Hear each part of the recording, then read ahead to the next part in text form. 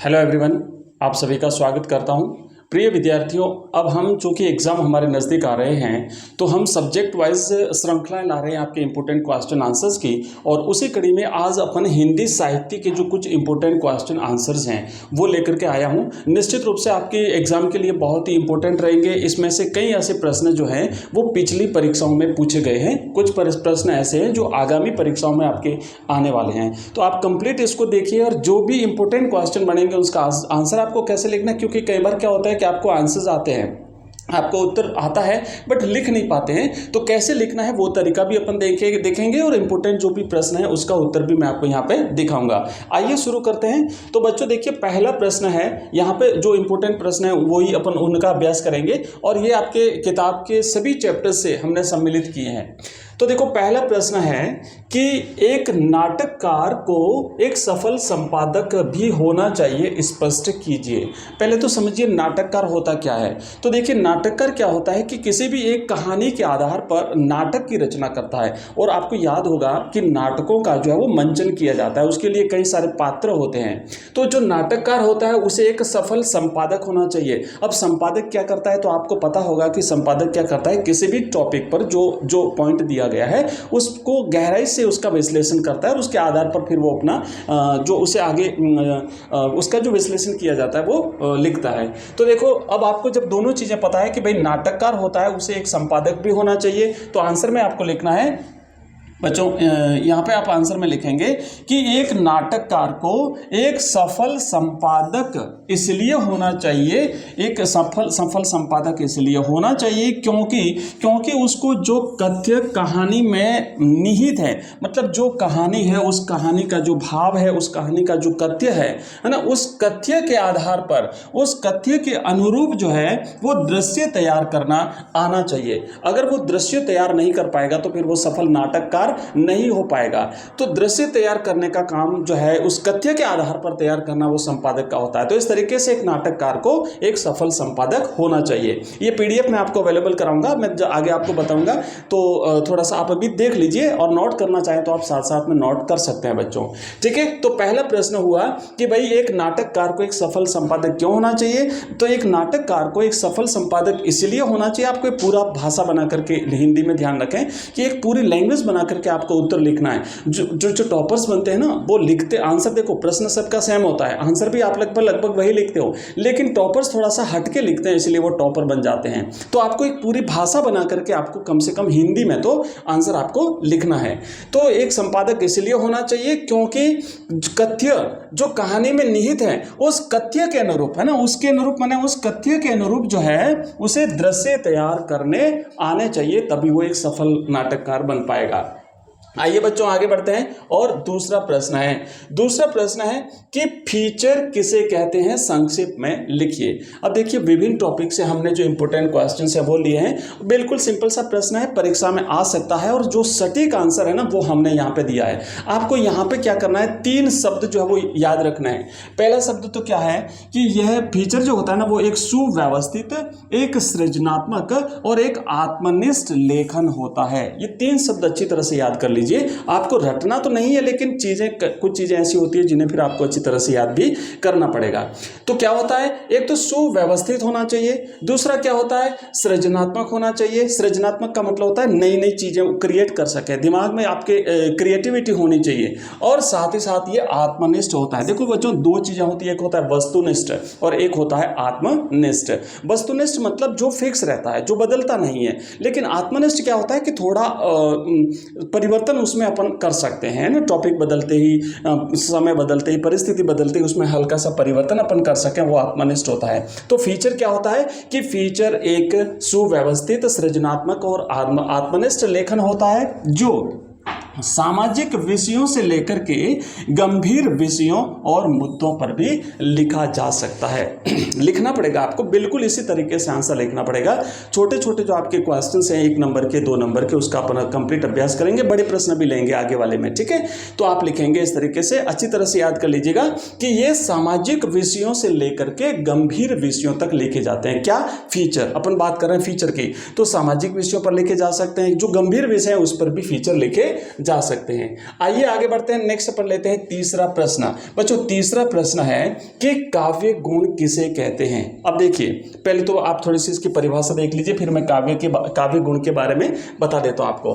तो इसमें क्या होता है कि काव्य की शोभा बढ़ाने वाले जो गुणधर्म होते हैं, काव्य की या फिर यूं कह सकते हैं कि काव्य में रस का उत्कर्ष करने वाले, रस को बढ़ाने वाले। रस क्या होता है, आपने देखा होगा काव्य में काव्य शास्त्रियों ने 9 प्रकार के 9 रस बताए हैं और बाद में 2 और जुड़ गए हैं, वात्सल्य और भक्ति रस। तो इस तरीके से 11 काव्य जो रसों की संख्या है वो 11 हो गई है। तो रस का उत्कर्ष करने वाले जो गुणधर्म होते हैं वो काव्य के गुण माने जाते हैं। परिभाषा देखो क्या लिखने आपको कि काव्य की शोभा बढ़ाने वाले जो धर्म होते हैं या हम इन्हें गुण धर्म भी कह सकते हैं। काव्य की शोभा बढ़ाने वाले जो गुण धर्म होते हैं इनको हम काव्य गुण कहते हैं। दूसरे शब्दों में बच्चों आप ये लिख सकते हैं कि काव्य में रस का उत्कर्ष करने वाले जो तत्व हैं उन तत्वों को हम काव्य के गुण कहते हैं। अब देखो बच्चों, काव्य गुण जो है ना, काव्य गुण 3 प्रकार के माने गए हैं। काव्य शास्त्रियों ने, अलग अलग विद्वानों ने कई सारी परिभाषाएं दी है, जो कि जब अपन काव्य गुण और काव्य दोष का टॉपिक पढ़ेंगे उसमें इसे कंप्लीट करेंगे। लेकिन अभी मैं आपको बता दूं कि 3 प्रकार के काव्य गुण माने गए हैं। उसमें एक तो है ओज गुण, पहला है, एक है ओज गुण, दूसरा है प्रसाद गुण, है ना, प्रसाद गुण, और फिर है माधुर्य गुण। तो इस तरीके से जो है ये 3 गुण माने गए। ठीक है, चलो आगे बढ़ते हैं। नेक्स्ट जो है इसका अगले प्रश्न की तरफ बढ़ते हैं। चौथा प्रश्न है बच्चों अपना कि मुख्यार्थ में बाधा पहुंचाने वाले कारकों को क्या कहते हैं। मतलब कि काव्य का जो मुख्य अर्थ है ना, मुख्य अर्थ है, उसको समझने में कुछ बाधाएं उत्पन्न होती हैं। तो वो बाधाएं जो उत्पन्न होती है उन्हें हम क्या कहते हैं। तो बाधाएं उत्पन्न होने वाले, पहुंचाने वाले जो कारक होते हैं, उन बाधाओं को उत्पन्न करने वाले जो कारक होते हैं बच्चों, वो काव्य के दोष कहलाते हैं। तो काव्य के दोष जो है ना वो क्या है, काव्य दोष किसे कहते हैं कि भाई मुख्यार्थ में बाधा पहुंचाने वाले जो काव्य जो तत्व होते हैं वो काव्य दोष कहलाते हैं। और कई प्रकार के काव्य दोष हैं जो कि हम काव्य गुण और काव्य दोष वाला जो टॉपिक पढ़ेंगे उसमें कवर करेंगे। ठीक है, इसमें च्युत संस्कृति दोष और व्याकरण संबंधित जो दोष होता है उसे जैसे च्युत संस्कृति दोष कहते हैं, ग्राम्यत्व दोष होता है, कई सारे दोष होते हैं जो कि अपन आगे पढ़ेंगे। ठीक है, चलिए आगे बढ़ते हैं। पांचवा हमारा प्रश्न है, पांचवा प्रश्न है कि घड़ी के दृष्टांत से लेखक ने किस पर व्यंग्य किया है। आपको याद होगा, आपने घड़ी वाला जो हमने जो लेसन जब पढ़ा था तो वहाँ पे जो मुख्य है ना, इसका भाव क्या है। घड़ी का दृष्टांत जो है, घड़ी के माध्यम से लेखक, घड़ी के दृष्टांत के माध्यम से लेखक व्यंग्य कर रहा है। किस पर व्यंग्य कर रहा है। तो बच्चों, घड़ी के दृष्टांत से लेखक जो है वो धर्म के जो उपदेशक है ना, उन धर्म के उपदेशों पर व्यंग्य कर रहा है। क्योंकि धर्म के उपदेशक क्या कहते हैं, वो ये कहते हैं कि आम जनता को धर्म के रहस्य जानने नहीं चाहिए, रहस्य जानने का प्रयास नहीं करना चाहिए। उन्हें जो कुछ भी बताया जाता है उन्हें बस समझ लीजिए और उन्हें आप सुन लीजिए। तो इस तरीके से घड़ी का उदाहरण दिया जाता है कि जिस तरीके से घड़ी का मुख्य काम होता है आपको समय देख लेना है, समय घड़ी बताती है, आपको घड़ी के पुर्जे नहीं खोलने हैं। तो उसी तरीके से यहाँ पर जो धर्म के उपदेशक है वो ये कहते हैं कि आपको धर्म के रहस्य जानने का प्रयास नहीं करना चाहिए। तो इसलिए यहाँ पर घड़ी के दृष्टांत के माध्यम से लेखक जो है वो ये जो धर्म के उपदेशक हैं इन पर व्यंग्य कर रहा है। आगे बढ़ते हैं बच्चों। नेक्स्ट अगला जो है वो छठा प्रश्न है, और छठा प्रश्न है कि खाली कटोरों में बसंत का उतरना से क्या तात्पर्य है। खाली कटोरे में बसंत का उतरना, बनारस कविता आपने जरूर पढ़ी होगी बच्चों, बिल्कुल आपके सिलेबस में तो पढ़ी होगी, और अगर नहीं पढ़ी है तो हमने ये सारे जो चैप्टर्स हैं अपने, इन चैप्टर्स पर हमने वीडियोस बना रखे हैं जो कि आपको ऊपर आई बटन पर लिंक मिलेगा। वहाँ पर प्लेलिस्ट है हमारी हिंदी साहित्य की, हिंदी कंपलसरी के सारे टॉपिक हमने कवर किए हैं, इंग्लिश, हिस्ट्री, पॉलिटिकल साइंस। तो वहाँ पर आप प्लेलिस्ट में जाएंगे और प्लेलिस्ट में जाकर के क्रम से आप एक एक चैप्टर पढ़ सकते हैं। कंप्लीट आपका पूरा सिलेबस है। और इसके अलावा अगर आप और एक ही जगह पर ये सारे वीडियोस चैप्टर वाइज और उनके पीडीएफ के रूप में उनके नोट्स और जो एमसीक्यूज टाइप के क्वेश्चंस हैं वो, ये बड़े वाले जो इसके प्रश्न उत्तर हैं वो, साथ ही साथ ऑनलाइन टेस्ट, साथ ही साथ इसकी जो हमारी जो लाइव क्लासेज हैं, ये सारी चीज़ें अगर आप एक ही जगह पर प्राप्त करना चाहते हैं तो आप हमारा ऐप डाउनलोड कर सकते हैं। हमारा ऐप है एजुकेशन राइज। एजुकेशन राइज नाम से हमारा ऐप है बच्चों, और उस ऐप का लिंक इस वीडियो के डिस्क्रिप्शन में दिया हुआ है। उस लिंक पर क्लिक करके आप ऐप डाउनलोड कर सकते हैं। प्ले स्टोर पर आपको ये मिलेगा, वहाँ पर आपको कंप्लीट कोर्सेज मिल जाएंगे, जहाँ पर ये मैंने जो सारी चीज़ें आपको अभी बताई वो सारी चीज़ें वहाँ पर आपको मिल जाएगी, ठीक है। और इसके अलावा आप हमारा एक नंबर नोट कर लीजिए, उस नंबर पर आप हमें मैसेज करके हमारे व्हाट्सएप चैनल, व्हाट्सएप ग्रुप और टेलीग्राम चैनल के साथ भी जुड़ सकते हैं। तो हमारा नंबर नोट कर लीजिए, नंबर है 9079622989। आप इस नंबर पे हमें व्हाट्सएप मैसेज कर सकते हैं। व्हाट्सएप मैसेज करने पर आपको तुरंत जो है वो लिंक मिल जाएंगे, उस लिंक पर क्लिक करके आप हमारे विभिन्न जो कोर्सेज हैं वो सारे कोर्सेज देख सकते हैं। साथ ही साथ WhatsApp group, WhatsApp channel, Telegram channel सबके साथ भी जुड़ सकते हैं। ये जो PDF है, मैंने आपको कहा था ये PDF मैं व्हाट्सएप हमारा जो चैनल है उस पर भी अवेलेबल करवाऊंगा, और हमारे जो व्हाट्सएप ग्रुप है उसमें भी आपको अवेलेबल कराऊंगा। साथ ही साथ हमारा जो टेलीग्राम चैनल है वहाँ पर भी ये PDF मिलेगी, और इसके अलावा हमारा जो ऐप है वहाँ पर तो आपको कंप्लीट कोर्स एक साथ मिलेगा, पूरा का पूरा कोर्स मिलेगा, PDF मिलेगी, सब कुछ मिलेगा, ठीक है। चलिए आगे बढ़ते हैं नेक्स्ट। और ये जो प्रश्न है इस प्रश्न को अपन कंप्लीट करते हैं और फिर आगे बढ़ेंगे। तो देखो प्रश्न क्या है कि खाली कटोरों में बसंत का उतरना से क्या तात्पर्य है, इसका आशय स्पष्ट कीजिए। तो बच्चों कवि यहाँ पर कहते हैं कि बनारस में जब बसंत ऋतु आती है, बनारस में जब बसंत का आगमन होता है, तो अभी तक जो जिन भिखारियों के कटोरे जो खाली पड़े होते हैं वो कटोरे भी भिक्षा से भर जाते हैं, है ना। उन कटोरों में भी क्या होता है कि खाली कटोरों में बसंत का उतरना। पंक्ति का आशय है बसंत के आगमन पर भिखारियों के कटोरे भीख से भर जाते हैं, इसे कहा गया है बसंत का उतरना। कटोरों में बसंत का उतरना मतलब कि भिक्षा से कटोरे पूरी तरह से भर गए हैं। नेक्स्ट है हमारा सातवां प्रश्न। सातवां प्रश्न है बच्चों कि कविता के प्रमुख घटक कितने होते हैं। तो कविता जो है ना, कविता, कहानी, नाटक, ये हमारे सिलेबस में है, हम इन्हें कंप्लीट आगे पढ़ेंगे, बिल्कुल चैप्टर वाइज एक एक टॉपिक वाइज हम पढ़ेंगे। फिलहाल आपको ये बताना है कि कविता के प्रमुख घटक कितने होते हैं। तो देखिए वैसे अगर अपन देखें तो कविता के अलग अलग घटक माने गए हैं। कहीं पर आपको 5 घटकों के बारे में जानकारी मिलेगी, कहीं पर 6 घटक बताए गए हैं, और कहीं कहीं पर आपको 7 घटक बताए गए हैं। तो आपको लिखना है कि कविता के जो प्रमुख घटक माने गए हैं वो 7 घटक माने गए हैं। जैसे कि मैं यहाँ पे लिख देता हूँ, जैसे भाषा है ना, ये भाषा एक घटक हो गया, उसकी शैली ये एक घटक हो गया। इसके अलावा जैसे कि मान लीजिए छंद है, उसके बाद अलंकार है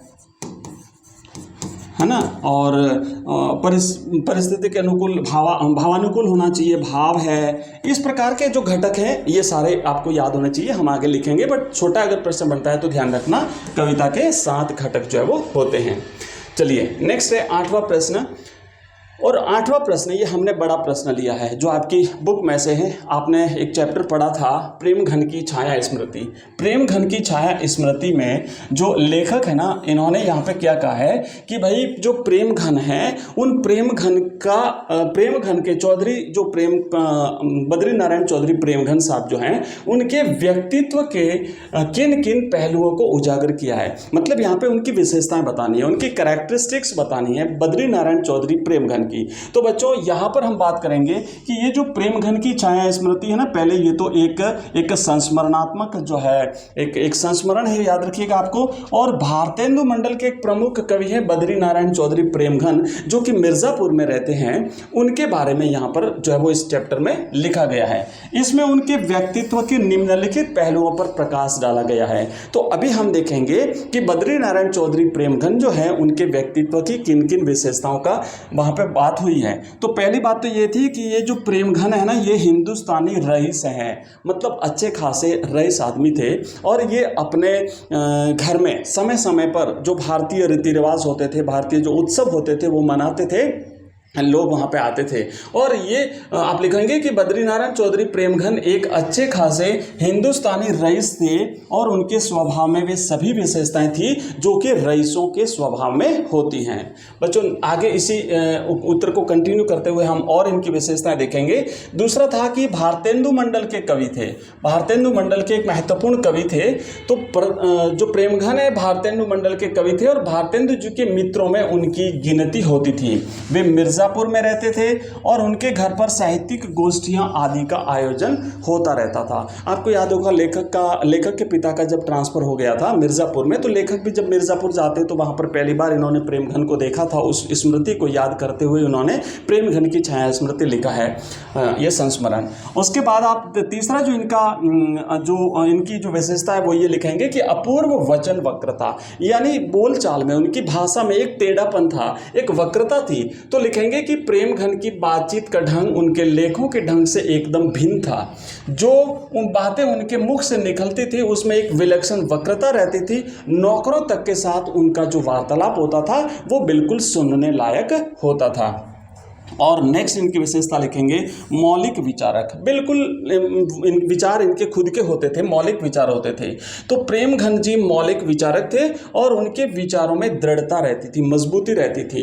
नागरिक को वे लिपि न मान करके भाषा मानते थे। ध्यान रखना, ये एक इंपॉर्टेंट चीज़ है, कई बार यहाँ से भी प्रश्न बनता है कि नागरिक को भाषा किसने माना है। तो बद्रीनारायण चौधरी प्रेमघन जो है ये नागरिक को लिपि न मान करके नागरिक को क्या मानते थे, भाषा मानते थे। दूसरा एक और बात है, वो जो मिर्ज़ापुर है ना, मिर्ज़ापुर जो था उसको मिर्ज़ापुर लिखते थे। मीर का, अब इसका अर्थ क्या बताया है कि मीर का अर्थ होता है समुद्र, जा का अर्थ होता है पुत्री और पुर का मतलब होता है निवास, मतलब जहां पर लक्ष्मी का निवास है वो मिर्ज़ापुर है, इसलिए ये मिर्ज़ापुर को कहते थे लक्ष्मीपुर, जहां लक्ष्मी निवास करती है। तो बच्चों आज इस चैप्टर में हमने कुछ इंपॉर्टेंट प्रश्न उत्तर देखे जो कि हिंदी साहित्य के प्रश्न उत्तर थे। इसी तरीके से आने वाले वीडियोज में हम बाकी जो हमारे सब्जेक्ट हैं उनके इंपोर्टेंट प्रश्न उत्तर हैं जो कि परीक्षा में आने लायक है, बिल्कुल हम उनका भी अभ्यास करेंगे। और ये जो सीरीज हमने शुरू करी है हिंदी साहित्य की, ये आपको कंटिन्यू रहेगी, रोज एक वीडियो इस पर मिलता रहेगा। इसलिए आप ज़्यादा से ज़्यादा बच्चों तक इसको शेयर करें ताकि वो बच्चे भी, आपके जो मित्र हैं, आपके भाई बंधु हैं, आपके जो क्लासमेट्स हैं, वो भी इन क्वेश्चन आंसर्स को पढ़ करके अपनी तैयारी को हाई लेवल तक ले जा सकें। मैं बता दूँ इसके साथ साथ हम यहाँ पर करते हैं हमारी लाइव जो क्लासेस होती हैं उसमें एमसीक्यूज टाइप के जो क्वेश्चन आंसर्स होते हैं जिनका रेगुलर अभ्यास करते हैं।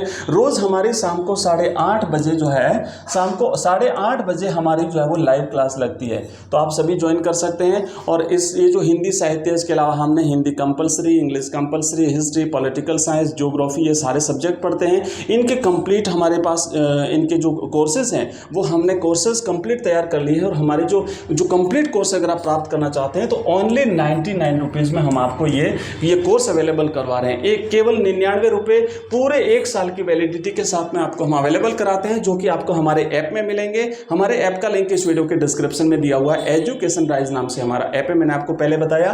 वहां पर आपको कंप्लीट कोर्स मिलेगा जिसमें ऑनलाइन टेस्ट मिलेंगे, लाइव क्लासेस मिलेगी, वहां पर आपको PDF के रूप में नोट्स मिलेंगे, MCQs मिलेंगे, क्वेश्चन आंसर्स मिलेंगे और हमारे वीडियोज जो है ना, टॉपिक से रिलेटेड जो वीडियोज हैं वो वीडियोज भी आपको वहां पर मिलेंगे। तो ये सारी चीज़ें मिलेगी, एक बार जरूर ट्राई करिएगा। इस ऐप का लिंक जो है वो इस वीडियो के डिस्क्रिप्शन में दिया हुआ है। बच्चों इसके अलावा अगर आपका कोई कमेंट हो, आपकी कोई क्वेरी हो, तो आप इस वीडियो के जो आपका कमेंट बॉक्स में उसमें कमेंट भी कर सकते हैं। ठीक है, मिलते हैं नेक्स्ट वीडियो में एक नए वीडियो के साथ, एक नए टॉपिक के साथ। तब तक के लिए बाय, धन्यवाद, थैंक यू वेरी मच।